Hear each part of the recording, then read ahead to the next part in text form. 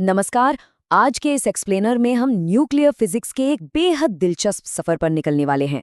ये सफर मैक्रोस्कोपी यानी बड़े पैमाने की दूरियों से शुरू होकर सीधे न्यूक्लियर रिएक्टर के एकदम सूक्ष्म क्वांटम दायरे तक जाता है।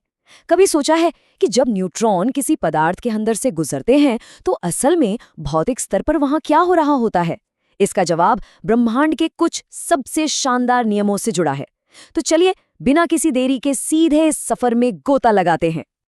आज हम इन 5 अहम पड़ावों से गुजरने वाले हैं।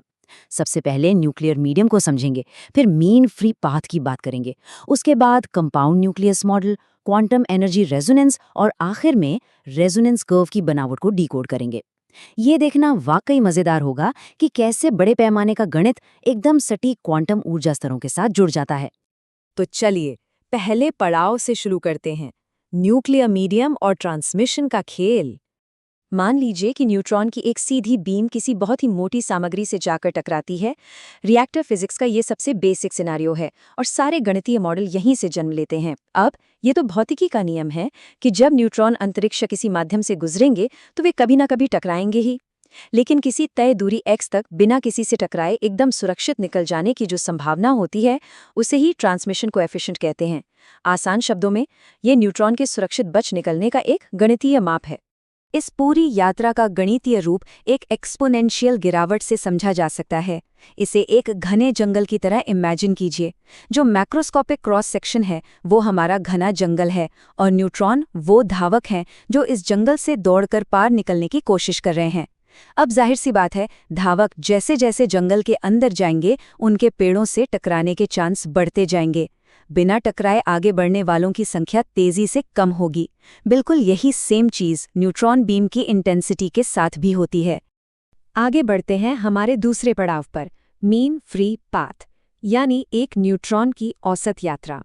रिएक्टर डिजाइन करते समय इंजीनियरों के सामने एक बहुत ही प्रैक्टिकल सवाल आता है कि आखिर ये जो गतिशील कण हैं, ये न्यूट्रॉन औसतन कितनी दूर तक सरवाइव कर पाएंगे। अब ये इंटीग्रल समीकरण देखकर शायद थोड़ा डरावना लग सकता है, लेकिन इसका फंडा एकदम क्लियर है। ये न्यूट्रॉन की औसत यात्रा निकालने का तरीका है।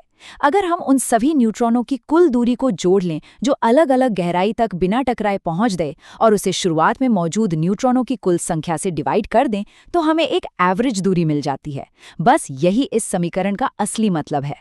तो यहाँ से सबसे बड़ा टेकअवे क्या है? यही कि मीन फ्री पाथ, जिसे हम लैम्डा कहते हैं, वो मैक्रोस्कोपिक क्रॉस सेक्शन का एकदम उल्टा यानी व्युत्क्रमानुपाती होता है।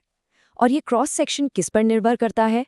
ऊर्जा और उस मटेरियल के परमाणु घनत्व पर। अगर हमारे पास अलग अलग एलिमेंट्स का मिक्सचर है तो बस उन सब के क्रॉस सेक्शन को जोड़ दीजिए और पूरे मिक्सचर का क्रॉस सेक्शन तैयार है। चलिए अब देखते हैं कि ये सब आपस में कैसे कनेक्ट होता है। अब तक हमने मैक्रोस्कोपिक दुनिया की बात की, लेकिन अब कैमरे को थोड़ा जूम इन करने का वक्त आ गया है। चलिए भौतिक दूरियों के गणित से निकलकर एकदम क्वांटम लेवल पर चलते हैं, जहां ऊर्जा के स्तर और परमाणु के भीतर की दुनिया अपने नियम खुद तय करती है। तीसरा पड़ाव, कंपाउंड न्यूक्लियस मॉडल, यानी वो सटीक पल जब असल में टकराव होता है। तो जब एक न्यूट्रॉन आखिरकार अपने टारगेट न्यूक्लियस से टकराता है तो उस माइक्रोस्कोपिक पल में एग्जैक्टली क्या होता है? ये मॉडल इसी राज से पर्दा उठाता है। ये बड़ी खूबसूरती से दिखाता है कि टकराव के एकदम बाद एक कंपाउंड न्यूक्लियस कैसे बनता है। जैसे ही न्यूट्रॉन एब्जॉर्ब होता है, एक नया और बहुत ही अस्थिर न्यूक्लियस जन्म लेता है, और वो भी एक बहुत ही स्पेसिफिक एक्साइटेड एनर्जी लेवल पर। ये कोई रैंडम घटना नहीं है, बल्कि क्वांटम अवस्थाओं द्वारा बेहद सटीकता से कंट्रोल की जाने वाली प्रक्रिया है। ये जो सिंपल सा समीकरण है ना, ये बहुत पावरफुल है। उत्तेजित ऊर्जा यानी ई स्टार न्यूट्रॉन की बाइंडिंग एनर्जी और उसकी गतिज ऊर्जा का टोटल होती है। जब ये ऊर्जा की शर्त एकदम परफेक्टली मैच कर जाती है, यानी जब गतिज ऊर्जा की वैल्यू ऐसी हो कि दोनों का योग किसी मौजूद एनर्जी लेवल से 100% मेल खा जाए, तब रिएक्शन का क्रॉस सेक्शन एकदम से आसमान छूने लगता है। हमारा चौथा पड़ाव, क्वांटम एनर्जी रेजोनेंस को डिकोड करना, जहां संभावनाओं में एकदम से नाटकीय उछाल आता है। उसी सटीकता से जन्म होता है इस कॉन्सेप्ट का, क्वांटम एनर्जी रेजोनेंस। जब न्यूट्रॉन की गतिज ऊर्जा बिल्कुल परफेक्ट होती है तो टकराव के चांस अचानक से कई गुना बढ़ जाते हैं। इन रेजोनेंस पीक्स को बिल्कुल पुराने रेडियो की ट्यूनिंग की तरह समझिए। जैसे रेडियो पर सही गाना पकड़ने के लिए एकदम सटीक फ्रीक्वेंसी सेट करनी पड़ती है, वैसे ही कुछ खास न्यूट्रॉन ऊर्जाएं इन रेजोनेंस पीक्स के साथ एकदम सटीक ट्यून हो जाती हैं।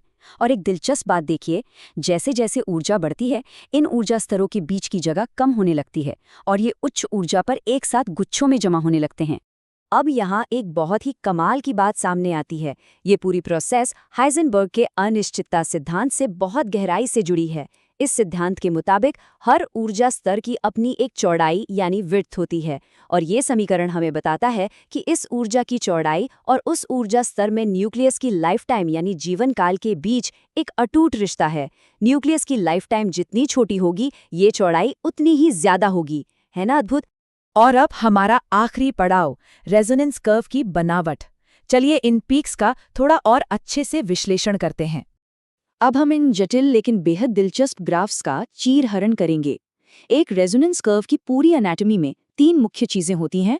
पहली, कर्व की चौड़ाई या विड्थ। दूसरी, 2 पीक्स के बीच की दूरी जिसे स्पेसिंग कहते हैं। और तीसरी, वो एकदम सटीक जगह जहां रिएक्शन सबसे ज्यादा होता है, यानी रेजोनेंस ऊर्जा। यहाँ जो कुल चौड़ाई होती है वो असल में अलग अलग विखंडन और प्रकीर्णन की आंशिक चौड़ाई का टोटल होती है। स्रोत सामग्री में कुछ बहुत ही दिलचस्प डिटेल्स दी गई हैं। ये रेजोनेंस सब ईवी से लेकर एमईवी रेंज तक कहीं भी मिल सकते हैं। उदाहरण के लिए भारी यूरेनियम 238 में तो रेजोनेंस संरचना लगभग 6 ईवी के आसपास ही शुरू हो जाती है। लेकिन अगर हम कार्बन 12 जैसे हल्के तत्वों की बात करें तो वहाँ ये रेजोनेंस 4.4 MeV जैसी बहुत हाई एनर्जी के बाद ही नजर आता है। गणित की भाषा में इसे सॉल्व करने के लिए सिंगल लेवल फॉर्मूला का इस्तेमाल किया जाता है, जो ये मानकर चलता है कि हर रेजोनेंस लेवल एकदम स्वतंत्र रूप से काम कर रहा है। आज के इस एक्सप्लेनर को हम एक बहुत ही बड़े सवाल के साथ खत्म करते हैं।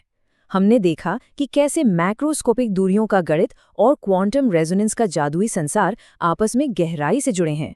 अगर न्यूक्लियर क्रॉस सेक्शन, जो असल में पूरे रिएक्टर की पावर को कंट्रोल करते हैं, इन इतने सटीक क्वांटम रेजोनेंस पर निर्भर हैं, तो सोचिए अगर हम इन ऊर्जा स्तरों को और बेहतर तरीके से समझ लें तो क्या भविष्य के रिएक्टरों के डिजाइन और उनकी दक्षता में कोई क्रांतिकारी बदलाव लाया जा सकता है?